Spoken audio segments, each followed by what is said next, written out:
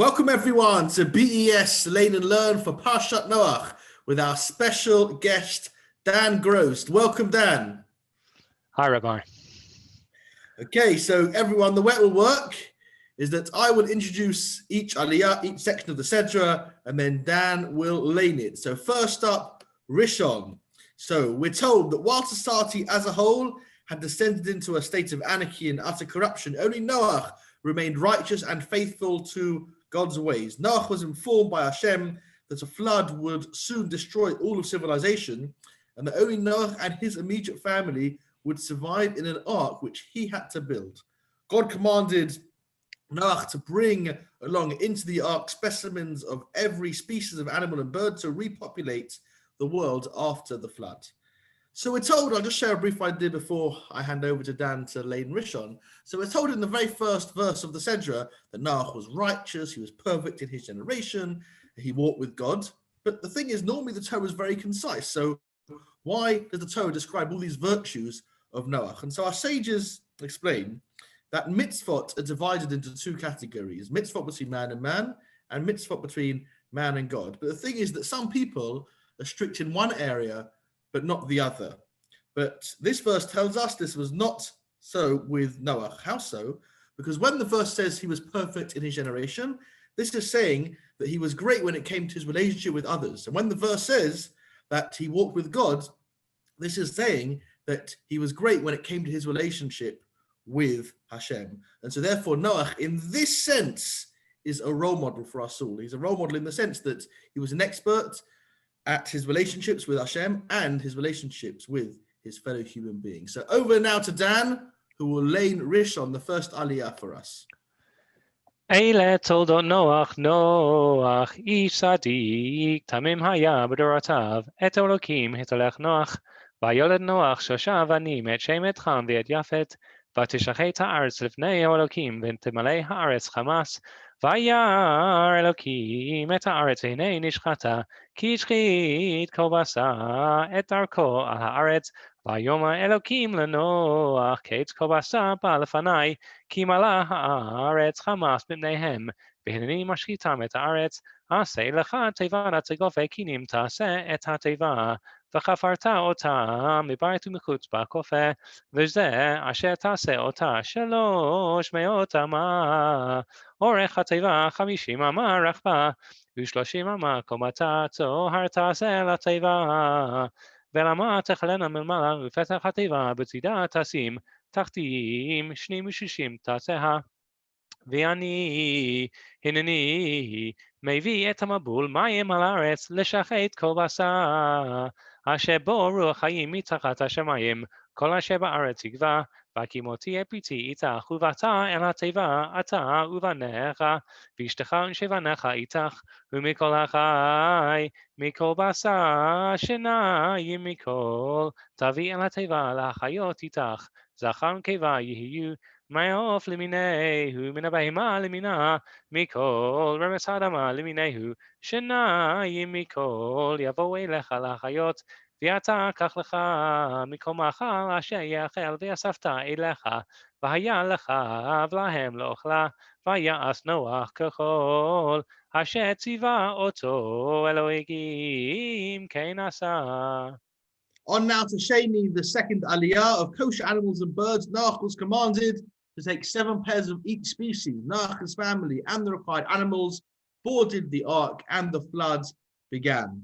We're told in chapter 7, verse 8, that when the Torah talks about non-kosher animals, it refers to them as asher nena tahora, animals which are not clean.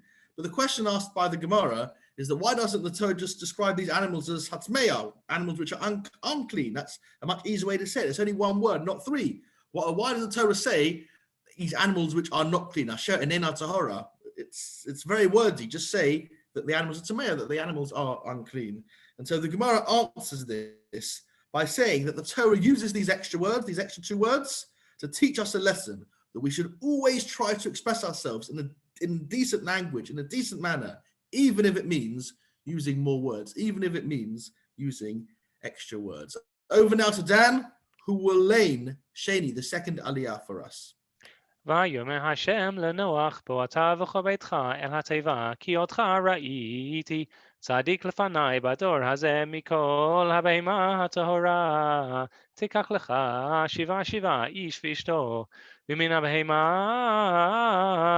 אשר לא טהורה היא 2 איש ואשתו גם מעוף השמיים 7 זכר ונקבה לחיות זרע על פני כל הארץ כי לימים עוד 7 אנוכי ממטיר על הארץ 40 יום ו40 לילה ומחיתי את כל היקום אשר עשיתי מעל פני האדמה ויעש נוח ככל אשר ציווהו השם ונוח בן 600 שנה והמבול היה מים על הארץ ויבוא נוח ובניו ואשתו שבניו איתו אל התיבה מפני מי המבול מן הבהמה הטהורה ומן הבהמה אשר איננה טהורה ומן העוף וכל אשר רומס על האדמה 2 באו אל נוח אל התיבה זכר ונקבה כאשר ציווה אלוקים את נוח ויהי ל7 הימים ומי המבול היו על הארץ בשנת 600 שנה לחיי נוח בחודש השני ב17 יום לחודש ביום הזה נבקעו כל מעיינות תהום רבה ורבות השמיים נפתחו ויהי הגשם על הארץ 40 יום ו40 לילה בעצם היום הזה בו נוח שם וחם ויפת בני נוח ויש את נוח ושלושת נשי בניו איתם אל התיבה המה וכל החיה למינה וכל הבהמה למינה וכל הרמס על הארץ למיניהו וכל העוף למיניהו כל ציפור כל כנף ויבואו אל נוח אל התיבה 2 מכל הבשר אשר בו רוח חיים ו40 זכר ונקבה מכל בשר באו כאשר ציווה אותו אלוקים ויזכור השם בעדו. Over now to Shlishi, the third Aliyah. The torrential rains lasted for 40 days and 40 nights. The waters rose to great heights and covered even the highest mountains, killing all humans and animals. Everything died apart from Noach and the other people in the ark. After the waters raged on the earth for another 150 days, God caused the waters to subside. The ark rested on the Ararat mountains, and Noach opened the window of the ark and dispatched birds to see whether it was time to leave the ark. First, he sent a raven, which refused to execute its mission and just circled above the ark. He then sent a dove. On its third attempt, the dove went and did not return, signaling that the earth was once available, habitable. After 1 full year in the ark, the earth had dried. I'll share a brief idea before we continue. It's interesting. In chapter 7, verse 23, Noach is just described as Noach. At the beginning of the Sedra, he was described as righteous, perfect. So what changed? Why at the beginning of the Sedra was he described as righteous and perfect, but now he's just described as Noach.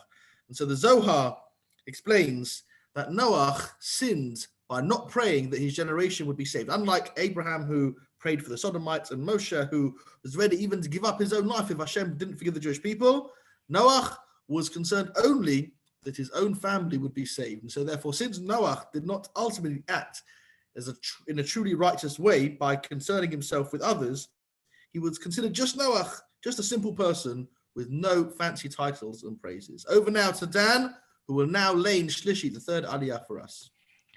ויהי המבול 40 יום על הארץ ויבאו המים ויישאו את התיבה ותרם מעל הארץ ויגברו המים וירבו מאוד על הארץ ותלך התיבה על פני המים והמים גברו מאוד על הארץ ויכוסו כל ההרים הגבוהים אשר תחת כל השמיים 15 ימה ממעלה גברו המים ויכוסו ההרים ויגבה כל בשר רומס על הארץ בעוף ובהמה ובחיה וכל אשר השרץ על הארץ וכל האדם כל אשר נשמת רוח חיים באפיו מכל אשר בחרבה מתו וימח את כל היקום אשר על פני האדמה מאדם הבהמה עד רמס ידוף השמיים וימחו מן הארץ וישאל ערך נוח ואשר איתו בתיבה ויגברו המים על הארץ 50 ומעט יום ויזכור אלוקים את נוח ואת כל החיה ואת כל הבהמה אשר איתו בתיבה ויעבר אלוקים רוח על הארץ וישוקו המים ויסחרו מעיינות תהום בארובות השמיים, ויקלה הגשם מן השמיים, וישובו המים מעל הארץ הלוך ושוב, ויחזרו המים מגזעי 50 ומעט יום. ותנח התיבה בחודש השביעי ב17 יום לחודש, על הרי עררת, והמים היו הלוך וחסו עד החודש העשירי. בעשירי באחד לחודש נראו ראשי ההרים, ויהי מקץ 40 יום, ויפתח נוח את חלון התיבה אשר עשה, וישלח את העורב, ויצא יצא ושוב, עד יבושת המים מעל הארץ, וישלח את יונה מאיתו לראות הקלו המים מעל פני האדמה, ולא מצא היונה מנוח לכף רגליו, ותשב אליו אל התיבה, כי מים על פני כל הארץ, וישלח ידו ויקחיה, ויביא אותה אליו אל התיבה. ויחל עוד 7 ימים אחרים, ויוסף שלח את יונה מן התיבה, ותבוא אליו היונה לעת ערב, והנה עלי זית טרף בפיה, וידע נוח כי כלו המים מעל הארץ, ויחל עוד 7 ימים אחרים, וישלח את יונה, ולא יאספה שוב אליו עוד, ויהי ב1,600 שנה, בראשון באחד לחודש, חרבו המים מעל הארץ, ויעשה נוח את מכסי התיבה, וירא והנה חרבו פני האדמה, ובחודש השני ב27 יום לחודש יבשה הארץ. Okay, now moving on to Revi, the fourth Aliyah. Hashem commanded Noach to leave the ark, and so Noach then built an altar and offered sacrifices. This pleased Hashem, who then promised to never again curse the earth as he had just done. Hashem then blesses Noach and his sons and allowed mankind to eat meat, but prohibited murder, suicides, and the consumption of a limb ripped from a living animal. So we're told that Noach, as I just said, offered up a sacrifice. He offered up a burnt sacrifice, a korban olah. But the thing is according to halacha, in 4 cases, one is obligated to thank Hashem with a korban todah, a thanksgiving offering. And one of the 4 cases involves a person who traveled across an ocean in a boat. So why did Noach not bring a korban todah? Why did he bring a korban olah? Why did he bring a burnt offering and not a thanksgiving offering? And so the Otzar Chaim explains that when Noach came out of the ark, he was still forbidden to eat meat. Hashem only granted permission to mankind to have meat later. And the thing is that a portion of the korban todah, a portion of the thanksgiving offering, had to be eaten by the person who brought it. And therefore, he had no other alternative but to bring a korban olah, a burnt offering, which was burnt entirely on the altar and is not eaten at all. Over now to Dan, who will lay in Revi, the 4th Aliyah for us. וידבר אלוקים אל נוח לאמור, צא מן התיבה, אתה ואשתך ובניך ונשי בניך איתך, כל החיה שאיתך מכל בשר, והעוף והבהמה וכל הרמס הארץ היצא איתך, ושתו בארץ ופרו ורבו על הארץ, ויצא נוח ובניו ואשתו ונשי בניו איתו, כל החיה, כל הרמס וכל העוף, כל רמס על הארץ, ומשפחותיהם יצאו מן התיבה, ויבן נוח מזבח להשם, ויקח מכל הבהמה הטהורה, ומכל העוף הטהור, ויעל עולות במזבח, וירח עד השם את ריח הניחוח, ויאמר עד השם אל ליבו, לא אוסיף לקלל עוד את האדמה בעבור הדם, כי יצר לב האדם רע מנעוריו, ולא אוסיף עוד להכות את כוחי כאשר עשיתי עוד כל ימי הארץ, זרע וקציר, וקור וחום וקיץ וחורף, ויום ולילה לא ישבתו, ויברך אלוקים את נוח ופניו, ויאמר להם, פרו ורבו ומילאו את הארץ, ומרעכם וחטאכם יהיה על כל חיית הארץ ועל כל עוף השמיים, בכל אשר תרמוש האדמה, וחודגי הים בידיכם ניתנו, כל רמס אשר הוא חי לכם יהיה לאכלה, כי ירק עשב נתתי לכם את כל הכבשה, בנפשות דמו לא תאכלו, ויחתמכם לנפשותיכם אדרוש, מיד כל חיה אדרשנו, ומיד האדם, מיד איש אחיו אדרוש את נפש האדם, שופך דם האדם בידם דמו ישפך, כי בצלם אלוקים עשה את האדם, ואתם פרו ורבו, שרצו בארץ ורבו בה. Moving on now to Chamishi, the 5th Aliyah. Hashem told Noach that he is establishing a covenant to never again bring a flood to destroy the world, and Hashem designated the rainbow as the sign of this covenant. I'll share a brief idea before we continue. The Rabbi Taylor explains that a rainbow nowadays doesn't appear rather, on every cloudy day or on any occasion it rains, but only when the generation deserve destruction to indicate that God is guarding his promises. And so therefore, seeing the rainbow nowadays should remind us all of the Almighty's compassion and kindness for us all, for all of humanity. Over now to Dan, who will now lay in Chamishi, the fifth aliyah for us. ויאמר אלוקים אל נוח ויבניו איתו לאמור ואני הנני מקים את בריתי אתכם ויעזרכם אחריכם ויהיה כל נפש החיה אשר איתכם בעוף בבהמה ובכל חיית הארץ איתכם מכל יוצאי התיבה לכל חיית הארץ והקימותי את בריתי אתכם ולא יכרת כל בשר עוד בימי המבול ולא יהיה עוד מבול לשחט הארץ ויאמר אלוקים זאת הברית אשר אני נותן ביני וביניכם ובין כל נפש חיה אשר איתכם לדורות עולם הקשתי נתתי בענן והייתה לעוד ברית ביני ובין הארץ והיה בנני ענן על הארץ ונראתה הקשת בענן וזכרתי את בריתי אשר ביני וביניכם ובין כל נפש חיה בכל בשר לא יהיה עוד המים למבול לשחט כל בשר והייתה הקשת בענן וראיתיה לזכור ברית עולם בין אלוקים ובין כל נפש חיה בכל בשר אשר על הארץ ויאמר אלוקים אל נוח זאת הברית אשר הקימותי ביני ובין כל בשר אשר על הארץ. On to now the sixth aliyah to Shishi. Noach plants a vineyard, made wine, became drunk, and fell into a deep drunken slumber while naked. Noach's son Ham saw his father naked, assaulted him, and informed his two brothers of their father's state. The brothers Shem and Yafet modestly approached their father and covered him. And when Noach woke up, he cursed Ham's sons and blessed Shem and Yafet. I'll share a brief idea. There's an interesting medrash which draws a contrast between Noach and Moshe. The medrash says that Moshe is more beloved than Noach. Why? Because Noach, after having been called a righteous man, in later life is called a man of the ground. But Moshe Rabbeinu was first called an Egyptian man, but at the end of his life, which we read a few weeks ago in Torah, he is described as a man of God. And so Moshe is considered more beloved because he emerged as a spiritual giant from humble beginnings, having been raised as an Egyptian. But Noach, by contrast, underwent the reverse process. He began as a righteous man, but then became a drunkard in this aliyah. And so the bottom line is that where we come from is irrelevant. What's important is our aspirations and the direction in which we are heading. Over now to Dan, who will lay in Shishi, the sixth aliyah for us.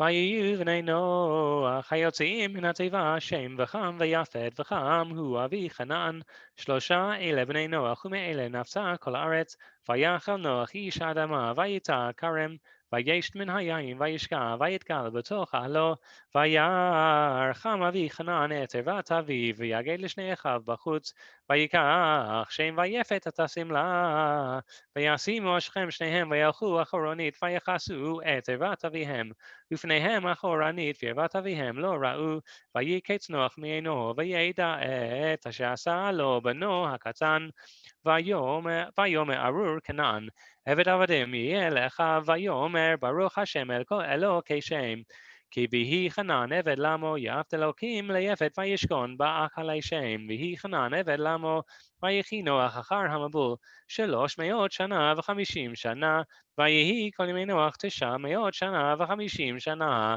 וימות ואלה תולדות בני נוח שם חם ויפת ויוולדו להם בנים אחר המבול בני יפת גומר ומגוג ומדי ויוון ותובל ומשך ותירס ובני גומר אשכנז ורפת ותוגרמה ובני יוון אלישע ותרשיש קיטים ודודנים מאלה נפרדו יהיה הגויים בארצותם איש לא שלום לשבותם בגוייהם ובני חם כוש ומצרים ופוט וכנען ובני חוש סבא וחבילה וסבתא ורמה וסבתך ובני רמה שבא ודדן וחוש ילד עד נמרוד הוא החל להיות גיבור בארץ, הוא היה גיבור צעיר לפני השם, על כן ימה כנמרוד, גיבור צעיר לפני השם, ותהי ראשית ממלכתו בבל, וערך ואכד וכלנה, בארץ שינה מן הארץ ההיא יצא אשור, ויבן את נינווה ואת רחובות עיר, ואת קלח ואת רסן בין נינווה ובין קלח, היא העיר הגדולה, ומצרים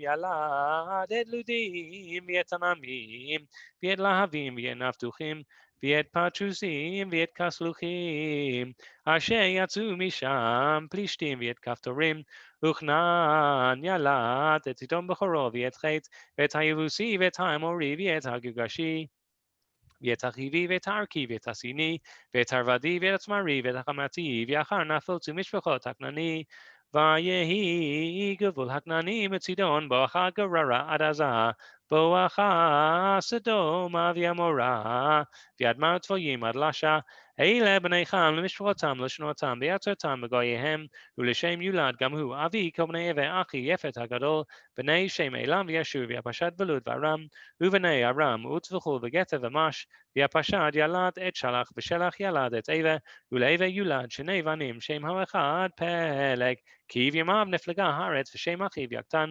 ויקטן ילד את תלמודד ואת שלף ואת חץ המוות ואת ירח, ואת הדורם ואת עוזל ואת דקלה, ואת עובל ואת אבימאל ואת שבה, ואת אופיר ואת חבילה ואת יובב, כל אלה בני יקטן. ויהי מושבם מימשה בואכה ספרה הר הקדם, אלה בני שם למשפחותם לשנותם בארצותם לגוייהם, אלה משפחות בני נוח לתולדותם לגוייהם, ומאלה נפרדו הגויים בארץ אחר המבול. On now to the seventh and final aliyah of this very dramatic Sedra with all sorts of exciting episodes. But now, as I said, on to the concluding part. So this section, the final section, Shavi, recounts the story of the Tower of Babel. Noach's descendants gathered in the Babylon Valley and started building a tower in an attempt to reach the heavens and battle Hashem. And Hashem therefore disrupts their plan by causing them each to speak a different language, thus destroying their communications. This causes them to disperse and settle in different lands. The Torah then lists 10 generations of Shem's descendants. The 10th generation is Avram, who married Sarai, who of course later went on to become Avraham and Sarah. The last verse of the Sedra tells us that Avraham's father Terach died, but Rashi says that Terach's death didn't occur until later in the Torah. So why is it recorded now? And so the answer is because our sages teach us that even while alive, the wicked are called dead, whereas the righteous, even when dead, are considered alive. Therefore, in a spiritual sense, Terach was dead, which is how we understand this verse. But we shouldn't forget that the righteous of previous generations live on. It works both ways. Over now to Dan, who will lay in the seventh and the final Aliyah for us, Shavi. Over to you, Dan. ויהי כל הארץ שפה אחת ודברים אחדים, ויהי ונשאם מקדם, וימצאו בקעה בארץ שינה, וישבו שם, ויאמרו איש הרעהו, הבה נלבנה לבנים, ונשרפה לשרפה, ותהי להם אבנה לאבן, והחמה היה להם לחומה, ויאמרו הבה נבנה לנו עיר, ומגדל ראשו בשמיים, ונעשה לנו שם, ונפוץ על פני כל הארץ, וירד השם לראות את העיר ואת המגדל אשר בנו בני האדם, ויאמר השם, הן עם אחד ושפה אחת לכולם, וזה החילם לעשות, ועתה לא ייבצר מהם כל אשר יזמו לעשות, הבה נרדה ונבלה שם שפתם, אשר לא ישמעו איש שפת רעהו, ויפץ השם אותם משם על פני כל הארץ, ויחדלו לבנות העיר, על כן קרא שמה בבל, כי שם בלל השם שפת כל הארץ, ומשם הפיצם השם על פני כל הארץ. אלה תולדות שם במעט שנה ויולד את הפשד, שנתיים אחר המבול, ויחי שם אחרי הולידו את הפשד 500 שנה, ויולד בנים ובנות, והפשד חי 35 שנה, ויולד את שלח, ויחי הפשד אחרי הולידו את שלח 3 שנים ו400 שנה, ויולד בנים ובנות, ושלח חי 30 שנה, ויולד את עבר, ויחי שלח אחרי הולידו את עבר 3 שנים ו400 שנה, ויולד בנים ובנות, ויחי עבר 34 שנה, ויולד את פלג, ויחי עבר אחרי הולידו את פלג 30 שנה ו400 שנה, ויולד בנים ובנות, ויחי פלג 30 שנה, ויולד את ראו. ויחי פלג אחרי הולידו את ראו 9 שנים ו200 שנה, ויולד בנים ובנות. ויחי ראו 32 שנה, ויולד את סרוג. ויחי ראו אחרי הולידו את סרוג 7 שנים ו200 שנה, ויולד בנים ובנות. ויחי סרוג 30 שנה, ויולד את נחור. ויחי סרוג אחרי הולידו את נחור 200 שנה, ויולד בנים ובנות. ויחי נחור 29 שנה, ויולד את תרח. ויחי נחור אחרי הולידו את תרח 19 שנה 100 שנה, ויולד בנים ובנות. ויחי תרח 70 שנה, ויולד את אברהם את נחור ואת הרן. ואלה תולדות תרח. תרח הוליד את אברהם את נחור ואת הרן, והרן הוליד את לוט. וימת הרן על פני תרח אביו בארץ מולדתו באור כשדים. ויקח אברהם ונחור להם נשים, שמש את אברהם שרי, ושמש את נחור מלכה. ותרן אבי מלכה ואבי עסקה, ותהי שרי עקרה אין לה ולד. ויקח תרח את אברהם בנו, ואת לוט בן הרן בן בנו, ואת שרי כלתו אשת אברהם בנו, ויצאו איתם מאור כשדים ללכת ארצה כנען, ויבואו עד חרן, וישו שם. ויהיו ימי תרח 5 שנים ו200 שנה, וימת תרח בחרן. So there you have it, the laning, the overview and insights into the Sedra. Thanks so much, Dan, for your terrific laning. That was wonderful. Thank you, Dan. A pleasure, Rabbi. Shabbat Shalom. And thank you. And thank you so much to everyone at home for joining us.